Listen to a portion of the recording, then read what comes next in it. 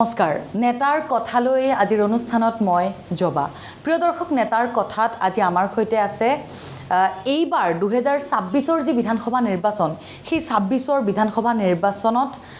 মই আটাইতকৈ বুলি নকওঁ কিন্তু যথেষ্ট চৰ্চিত এজন ব্যক্তি আৰু এতিয়া বৰ্তমান তেওঁ মধ্য গুৱাহাটী বিধানসভা সমষ্টিৰ তেওঁ বিধায়ক বিজয় গুপ্তা আপোনাক আমাৰ অনুষ্ঠানলৈ স্বাগতম জনাইছো নমস্কাৰ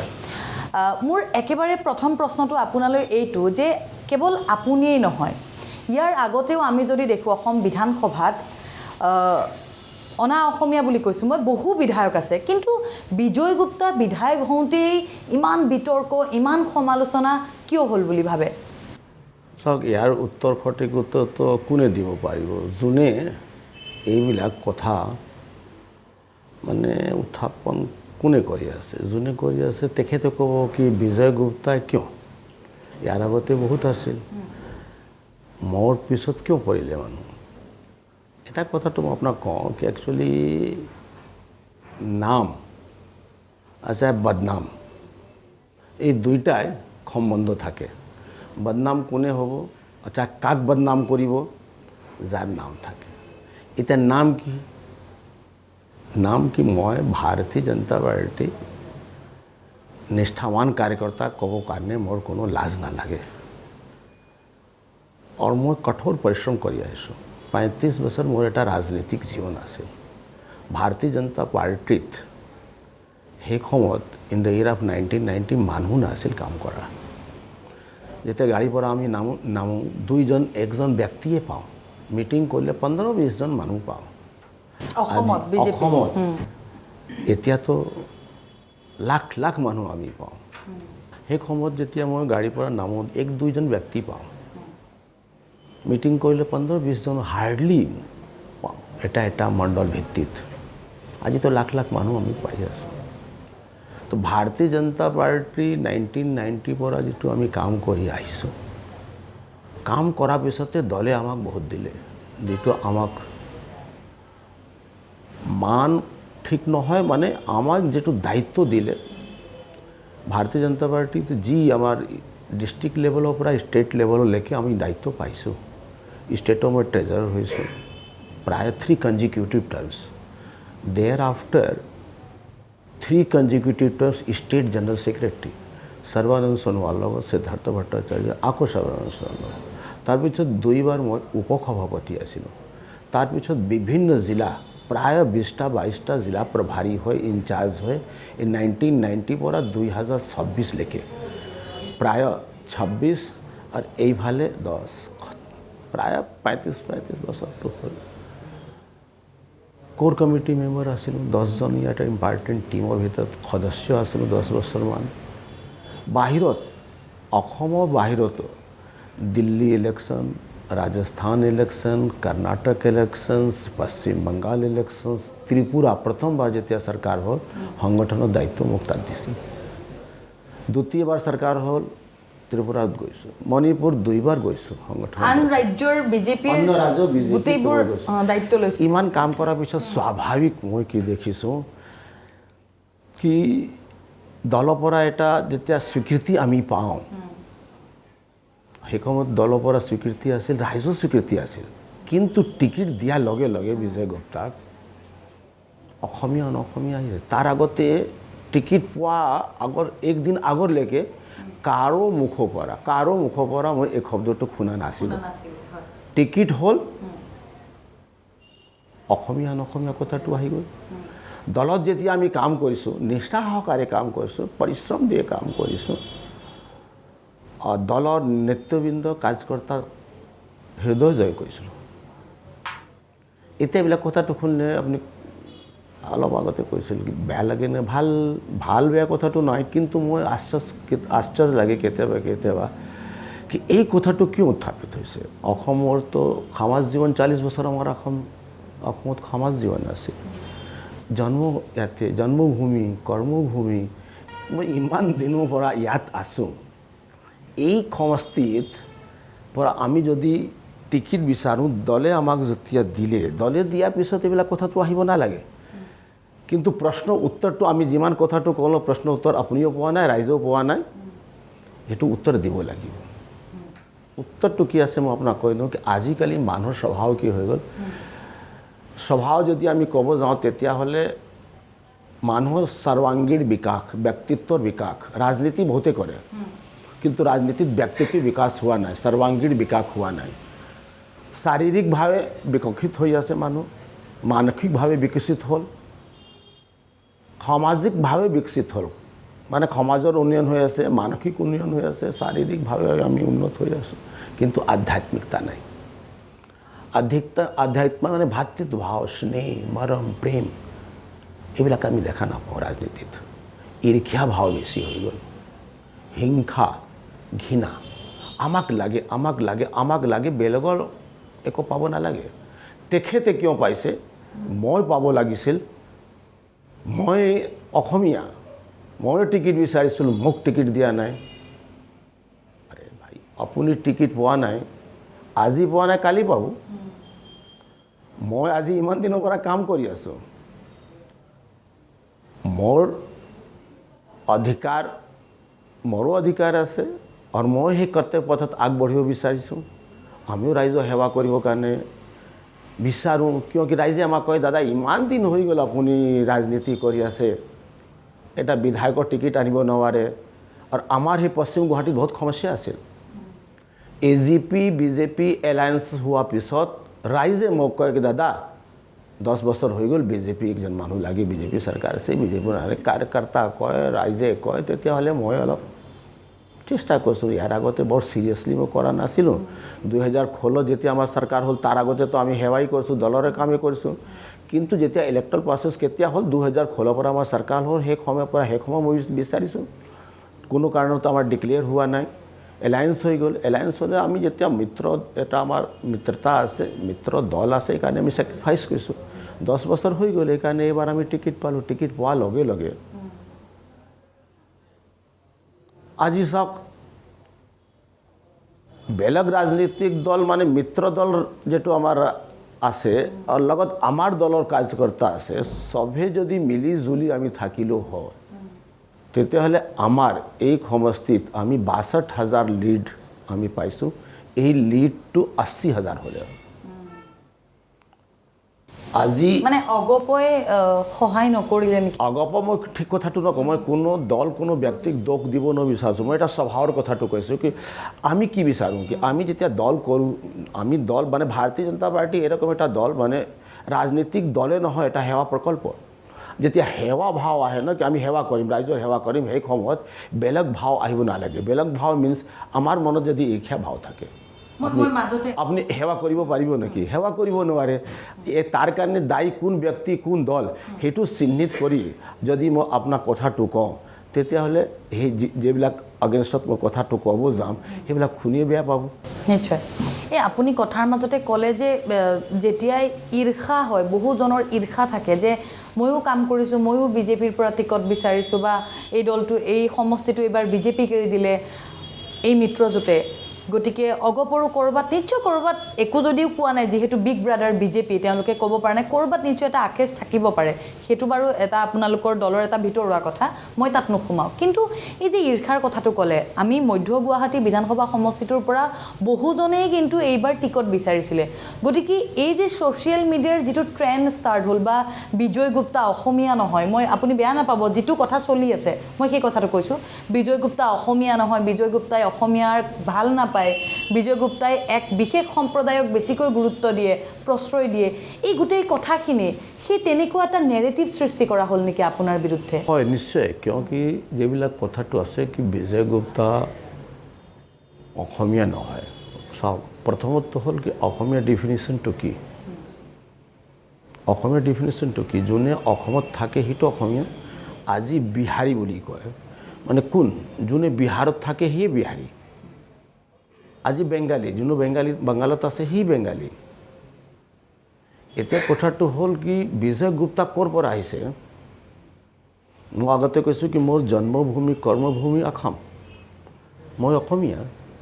এতিয়া যদি ঠিক আছে আমাৰ পূৰ্বজৰ যদি কথাটো যদি আমি চিন্তা কৰি এটা আমি যদি ট্যাগ লাইন দিব বিচাৰোঁ এটা নেৰেশ্যন দিব বিচাৰোঁ প্ৰথম যোনে দিলে নাজানে মোৰ ইতিহাস বিজয় গুপ্তা ক'ৰ পৰা আহিছে বিজয় গুপ্তা বিহাৰৰ পৰা অহাই নাই আমাৰ পূৰ্বজ আমাৰ গ্ৰেণ্ডফাদাৰ গ্ৰেণ্ডফাদাৰো বিহাৰৰ লগত কোনো কানেকশ্যন নাই অকণমান কৈ দিয়কচোন দৰ্শকক কিন্তু আপুনি চাওক হাৱাটো ওলাই আছে বিজয় গুপ্তা বিহাৰীক ছাপোৰ্ট কৰে এটা ইনষ্টেণ্ট এটা ক্লিপিং এটা বাক্য এটা ঘটনা এটা ক্ষণ এটা মুহূৰ্ত দেখাব পাৰিব নেকি অসমত থকা পিছত মোৰ যিমান সম্পৰ্ক আছে মেক্সিমাম আমাৰ অসমীয়া মানুহ মইতো চব মানুহক অসমীয়া কওঁ যোনে ইয়াত আছে অসমৰ পানী অসমৰ বায়ু সেৱন কৰি আছে অসমীয়া আছে যোনে অসমীয়াক ভাল পায় মই আমাৰ কেম্পেইনত সদায় কৈছোঁ কি আই মাতৃ অসমৰ কাৰণে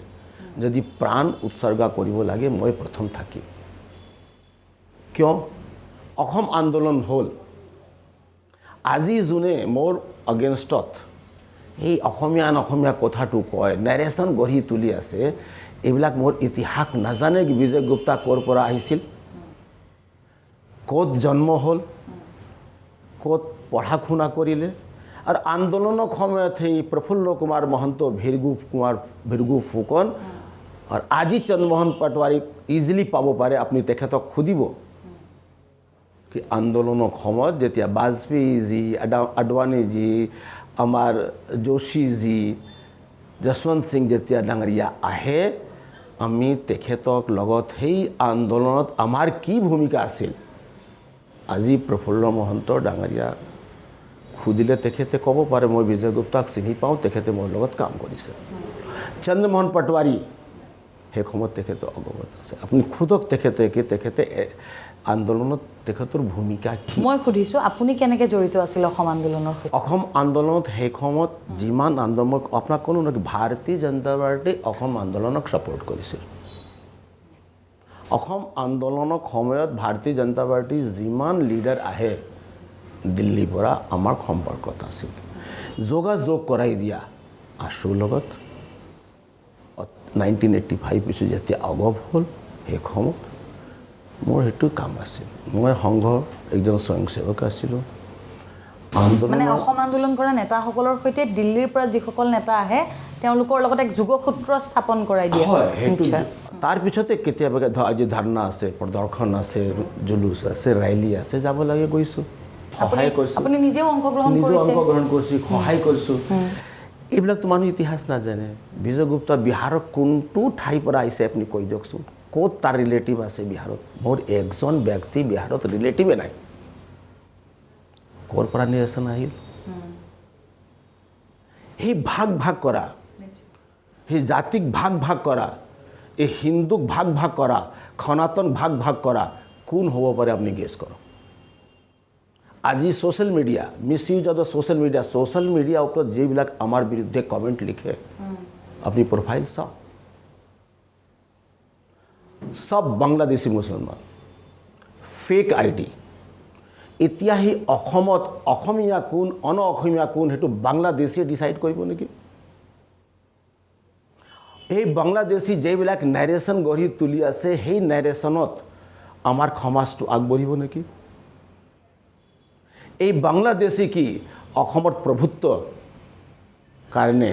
এইৰকম নেৰেশ্যন সৃষ্টি কৰি পাৰিব জানো নোৱাৰে আমাৰ হিন্দুত্ব আজি নাই তোমাৰ প্ৰাচীন সভ্যতা 5000 বছৰৰ প্ৰাচীন সভ্যতা আমাৰ পৰম্পৰা আমাৰ বৈদিক সংস্কৃতি আৰু আমাৰ কালচাৰেল নেশ্যনেলিজম যেটো আমি মানি চলি আছোঁ আমি সাংস্কৃতিক ৰাষ্ট্ৰবাদ বিচাৰি আছোঁ এই বাংলাদেশী মুছলমান বিজয় গুপ্তাক ভাৰতীয় জনতা পাৰ্টি কেতিয়াও বিচলিত কৰিব নোৱাৰে ৰাইজ আৰু অকণমান ক্লিয়াৰ হ'ব যদি আপুনি কৈ দিয়ে যে সকলোৱে ছ'চিয়েল মিডিয়াত বা ক'ৰবাত কৈ থাকে যে বিজয় গুপ্তা বিহাৰৰ পৰা আহিছে বা তেওঁৰ যি পূৰ্বপুৰুষে বিহাৰৰ সৈতে সম্পৰ্ক আছে আপুনি বাৰে বাৰে কৈছে যে তেওঁলোকে মোৰ ইতিহাস নাজানে মোৰ ককা ক'ৰ পৰা আহিছিলে মোৰ ককাৰ ককা ক'ৰ পৰা আহিছিলে আপুনি অকণমান কৈ দিয়কচোন আপোনাৰ পূৰ্বপুৰুষৰ সেই লিংক সন্দৰ্ভত চাওক মোৰ দেউতা 1925ত আহিছিল মেঘালয় শ্বিলঙত মোৰ বাৰ্থ প্লেচ পেলেচ ৰেষ্টুৰেণ্ট শ্বিলঙত আছে মোৰ ককা আছিল উত্তৰ প্ৰদেশৰ বানাৰসৰ পৰা 60 কিলোমিটাৰ দূৰত ইন বিটুইন বানাৰস এণ্ড গৰখপুৰত আছিল এতিয়া ইউপিৰ পৰা অহা মানুহ যদি বিহাৰী কয়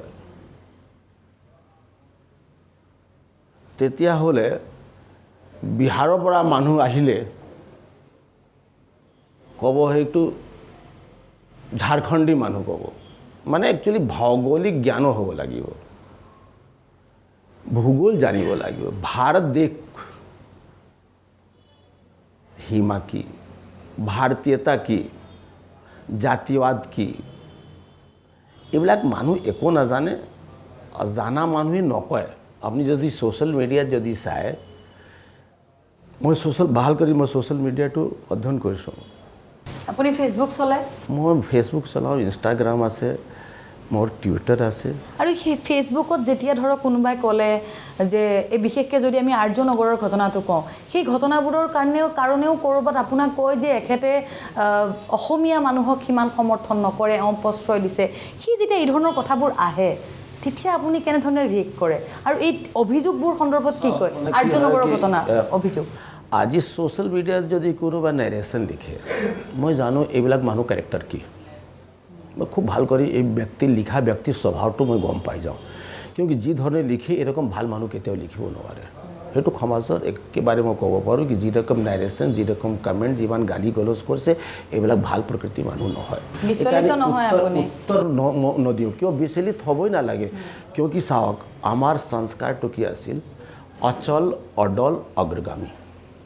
অচল অটল অগ্ৰগামী বিচলিত আমি কিয় হওঁ কোনোবা যদি মোক বিচলিত কৰিব প্ৰয়াস কৰে ইমান মই দুৰ্বল নেকি মানসিকভাৱে মই দুৰ্বল নহওঁ মোক কোনো মান অপমান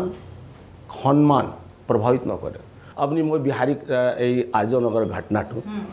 মই তাত উপস্থিত নাই আৰ্যনগৰ ঘটনাত উপস্থিত নাই ঘটনা হোৱা পিছতে সেইদিনা মই বহুত ব্যস্ত আছিলোঁ ক'ৰবাত বাহিৰতো গৈছিলোঁ মই 10-12 ঘণ্টা মই এইটো চাই আছোঁ নিউজ মানে ছ'চিয়েল মিডিয়া নিউজত আহি আছে ঘটনাটো কি যেতিয়া ঘটনা হোৱাৰ পিছত যোনে তাক মই দেখা পাইছোঁ মাতিছোঁ কাৰণ তোমাৰ মুখৰ পৰা এৰকম কিয় ওলাল সি কৈছে দাদা ক'ত ওলাইছে দাদা মোৰ ক্লিপিং দেখাই দিয়ক তাৰ আগতে মই কৈছোঁ কি যদি কোনোবা এৰকম শ্লোগান দিলে অসমীয়া গো বেক যদি কোনোবা দিলে তাৰ বিৰুদ্ধে কঠোৰ শাস্তি কৰিব লাগিব তদন্ত পুলিচক কৈছোঁ ইমিডিয়েট তদন্ত কৰক যোনে এইবিলাক শ্লোগান যদি দিছে আপুনি ধৰক ইমিডিয়েট ধৰি উচিত শাস্তি দিব বেয়া কথা এইটো ক'ব নালাগে বেয়া কথা সেইটো ক'ব পায় নেকি সেইটো ক'ব কোনো নাপায় আৰু অসমত থাকি এইৰকম শ্লোগান দিব এৰকম মানুহ কেতিয়াও আমি সহ্য কৰিব নোৱাৰোঁ আৰু এইবিলাক মানুহক ইমিডিয়েট শাস্তি দিয়া ব্যৱস্থা কিন্তু আমি পোৱা নাই কাক দিম আমাক দেখাই দিয়ক আমি কৈছোঁ এটা ক্লিপিং দেখাই দিয়ক কোনটো ব্যক্তিৰ পৰা এইটো উচ্চাৰণ হৈছিল এই ব্যক্তিক ধৰিব লাগিব এটাও আমি পোৱা নাই আমি ৰাইজক অপিল কৰিলোঁ একজন ব্যক্তি মোৰ ওচৰত অহা নাই যোনে এইটো ক'ব পাৰে কি এই ব্যক্তিজনে কৈছিল তেতিয়াহ'লে আজি চাওক ঘটনা বেছলেছ ঘটনা কোনো ঘটনাই নাছিল আৱেগিক আমাৰ মানুহ আৱেগিক হৈ গ'ল আৱেগিক হোৱা আগতে বিবেক থাকিব লাগে মানে বিবেকহীন আৱেগটো কেতিয়াও এনেই মই আপোনাক জাষ্ট এটা কথা সুধিছোঁ এই ধৰক এনেকুৱা কথা এটা হয় যে আমাৰ অসমীয়া এতিয়া যদি আপুনি মোক যদি কোনোবাই কয় যে ঐ অসমীয়া মই কিন্তু সেই বস্তুটো মই বেয়া নাপাওঁ মই অসমীয়া বুলি যদি বিহাৰৰ মানুহ বিহাৰী কৈ ভাল পাওঁ যদি কোনোবাই বিহাৰী মাৰোৱাৰী এইটো বেয়া পাব লগা কথা বেয়া পোৱা লাগে একো কথা নাই বিহাৰী ক'ব বিহাৰীকটো বিহাৰী কওঁ অসমত থকা মানুহ অসমীয়া ক'ব এতিয়া কথাটো হ'ল কি এইবিলাক প্ৰচলিত আজি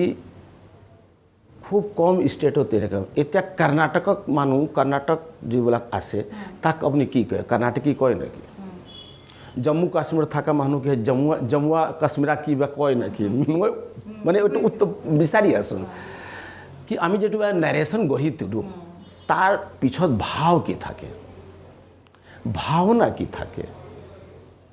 মানে আমি কিবা এটা কথা কোৱা আগতে আমাৰ কিবা এটা ভাৱ থাকিব, কিবা এটা ভাৱনা থাকিব আৰু আমাৰ স্বভাৱ থাকিব। মানে ভাৱনা স্বভাৱ থাকিলে কথাবিলাক কেতিয়াও শব্দ কেতিয়াবা মানুহক বিচলিত নকৰে। আমাৰ সমাজক এটা যিটো আমি কওঁ এতিয়া অসমীয়া যেতিয়া ক'লে মানে বৃহত্তৰ অসমীয়া সমাজ যেতিয়া আমি কওঁ তেতিয়াহ'লে আমি যিমান জাতি জনজাতি সম্প্ৰদায় বিভিন্ন ভাষা ভাষী মানুহক লৈয়েতো আমি সেইটো এটা অসমীয়া সমাজ আমাৰ হৈছিল। আৰু তাৰ ওপৰত আমি এটা শব্দ দি লৈছোঁ বৃহত্তৰ অসমীয়া সমাজ। কিমান সুন্দৰ এটা হৈ গ'ল। তাৰপিছত এই তুমি বিহাৰী, এই তুমি বেংগালী, লাভ কি হ'ব? মই অনুষ্ঠান সামৰিব লাগিব, একেবাৰে সময় শেষ হৈ আহিছে আমাৰ। মই আপোনাক একেবাৰে কম শব্দত আপুনি উত্তৰ দিলে মই ভাল পাম, খুব কমকৈ। এই যিটো এই টেগটো আপোনাৰ ল'ৰা বা ছোৱালী বা আপোনাৰ নাতি তেওঁলোকে কোনোবা অসমীয়া মাধ্যমৰ বিদ্যালয়ত পঢ়েনে? এই প্ৰশ্নটো মই এইকাৰণেই সুধিছোঁ কাৰণ বহুত এনেকুৱা প্ৰশ্ন মই ছ'চিয়েল মিডিয়াত দেখিছিলোঁ আপোনাৰ তাত কমেণ্ট কৰা, সেইকাৰণে মই আপোনাক সুধিছোঁ পঢ়েনে অসমীয়া? মোৰতো দুজন ল'ৰা একজন ছোৱালী। ছোৱালী মোৰ অসমীয়া মাধ্যমত পঢ়িছিল, এতিয়া এলাহাবাদত আছে। আপুনি ফোন কৰি মই আপোনাক নম্বৰ দি দিম, ফোন কৰি অসমীয়াত কথা পাতিব পাৰে। এতিয়া মোৰ নাতি সৰু আছে, এতিয়া সি মানে নাৰ্চাৰী মানে এতিয়া 4-5 বছৰ হ'ল সি গৈ আছে। এতিয়া আমিতো আপোনাৰ জৰিয়তে ইয়াৰ আগতে মই 2-3টা মিডিয়াত কথাটো কৈছিলোঁ। এইটো কথা হয়, আজি ধৰক বিহাৰৰ পৰা মানুহ আহিছে, ইউপিৰ পৰা আহিছে, চাউথৰ পৰা বহুত মানুহ আহিছে, বাংগালোৰৰ পৰা মানুহ আহিছে, বিভিন্ন ঠাইৰ পৰা অসমত আহে, ইয়াত থাকে, তাৰপিছত অসমীয়া হৈ যায়, মানে অসমত থাকি আছে। ভাষা আমাৰ অসমৰ অসমীয়া ভাষা শিকিব লাগিব। আমি দেখোঁ আন্দোলন মানুহে কৰে, আন্দোলন কৰিলে আমি ভাষাটো সমৃদ্ধশালী কৰিব নোৱাৰোঁ। তাৰ কাৰণে এটা এৱেৰনেছ আমি ক্ৰিয়েট কৰিব লাগিব। আমি যদি যোনে অসমীয়া ক'ব নোৱাৰে, বাহিৰৰ পৰা আহিছে, তেখেতৰ ভাষা শিকাবৰ কাৰণে আমি এটা ব্যৱস্থা কৰি দিওঁ। যেনেকৈ আপুনি ক'লে ভাই আপোনাৰ ল'ৰা ছোৱালী, আমাৰ ল'ৰা ছোৱালী কিয়, যিবিলাক মানুহ বাহিৰৰ পৰা আহিছে ইয়াত অসমত থাকে, চবেই অসমীয়া শিকক। আহক আমি চবেই বহি একেলগত একনিষ্ঠ হয়, একত্ৰিত হয়। আমাৰ এই ভাষা যিটো চিৰস্নেহী আমাৰ মৰমৰ ভাষা আছে, এই ভাষা শিকাৰ কাৰণে আমি এটা বাতাবৰণ তৈয়াৰ কৰিব লাগিব। 1997 চনৰ পৰা 2012 চনলৈকে এই যিখিনি জন্ম হোৱা যিখিনি ল'ৰা ছোৱালী তেওঁলোকক জেনজি বুলি কোৱা হয়। এইবাৰ আমি দেখিছোঁ ভাৰতত যে কক্ৰোচ জনতা পাৰ্টি বুলি এটা পাৰ্টি এটা ওলাইছে আৰু তেওঁলোকে যথেষ্ট প্ৰটেষ্টো কৰিছে। এই জেনজিবিলাকক লৈ আপোনাৰ সেই উৰ্জাটো আছেনে যে আপুনি তেওঁলোকক লৈ সমষ্টিৰ কাম কেনেধৰণে আপুনি কৰিব? সব জেনজি কেটেগৰী এটা আয়ু 90 বছৰৰ পৰা 25 বছৰত যিটো আপুনি চনটো ক'লে, সেই সময়ত জন্ম গ্ৰহণ কৰা ব্যক্তি ঊৰ্জাৱান হয়, ঊৰ্জা থাকে আৰু ঊৰ্জা লাগে, কাম কৰিবৰ কাৰণে ঊৰ্জা লাগে। আৰু এইবিলাক ব্যক্তিক লগত ৰাখি কাম কৰিলে ময়ো ঊৰ্জা পাওঁ আৰু আমি নৱপ্ৰজন্মক এটা ভাল সংস্কাৰ দিব লাগিব আৰু তেখেতক আগবঢ়াব লাগিব আৰু বহুত বস্তু শিকিব লাগিব। প্ৰথমটো কি হ'ল কি আমি এটা শিক্ষা গ্ৰহণ কৰাৰ পিছত আমাৰ যিটো সমাজত যিটো সংস্কাৰ আছে, যিটো আমাৰ সমাজৰ ৰীতি নীতি আছে, এইবিলাক শিক্ষা সময়ত এইটোৱে জেনজি। আপোনাৰ সমষ্টিৰ মধ্য গুৱাহাটী সমষ্টিৰ আপোনাৰ দৃষ্টিত কৰিবলগীয়া একেবাৰে চমুকৈ 5টা কাম আমি দেখিছোঁ। ফেঞ্চি বজাৰ হওক বা ক'ৰবাত ৰাস্তা ঘাটৰ সমস্যা আছে, পাৰ্কিঙৰ সমস্যা আছে, বানমুক্ত কৰাৰ ক্ষেত্ৰত আপোনাৰ কি পৰিকল্পনা? 5টা প্ৰধান আৰু প্ৰথম কাম। 5টা প্ৰধান, 3টাটো একেবাৰে মানে প্ৰধান কাম আছে। পথ, পানী, পোহৰ মানে ইলেক্ট্ৰিচিটিটো চব ঘৰত আছে প্ৰায়। তথাপি পাহাৰত মানে মই দেখিছোঁ ফৰেষ্ট য'ত লেণ্ড আছে, পাহাৰ আছে, কয়েকটা ঘৰ ইলেক্ট্ৰিচিটি নাই, কিয় কি পট্টা নাই, হোল্ডিং নাই। সেইটো আমি পোহৰ দিব ব্যৱস্থা কৰিম। চ'লাৰ লাইট লগাই দিম। ষ্ট্ৰীট লাইটৰ দৰকাৰ আছে পাহাৰত বাঘ ওলায় ল'ৰা ছোৱালীৰ কাৰণে অলপ ছেফ হোৱা নাই তো পথ উপপথ পানী পোহৰ এই মেইন তিনিটা তাৰ উপৰিও আমাৰ ইয়াত সমস্যাটো কি আছে যিটো আপুনি কৃত্ৰিম বান্ধনটো কৈছে পাহাৰৰ পৰা পানী আহে নলা ট্ৰাফিক কনজেকশ্যন পাৰ্কিং কমাৰ্চিয়েল হাব আছে ফেন্সি বজাৰে কওক পল্টন বজাৰ কওক উজান বজাৰ কওক এতিয়া আমাৰ মানে মধ্য গুৱাহাটীটো হৈ গ'লে কেপিটেল অফ কমাৰ্চ মানে আমি ক'ব নৰ্থ ইষ্টৰ গেটৱে সেইকাৰণে পৰিষ্কাৰ পৰিচ্ছন্ন ৰখাটো আমাৰ সেইটো প্ৰাথমিকতা থাকিব 2 নম্বৰ পাৰ্কিঙৰ এটা উচিত পাৰ্কিং ব্যৱস্থা ট্ৰাফিক কনজেকশ্যনটো আমি ঠিক কৰিব লাগিব আৰু বাকী পথ পানী পোহৰ সেইটো যিটো মূল ভাষণ তাৰ ওপৰত মই চিন্তা কৰিছিলোঁ কি মিনি ষ্টেডিয়ামৰ কাৰণে মই সদায় কেম্পেইনত কৈছিলোঁ আৰু আমাৰ পাহাৰটো পৰ্যটনস্থলী মানে ভাল কৰি সুন্দৰ কৰি যদি আমি ৰাখোঁ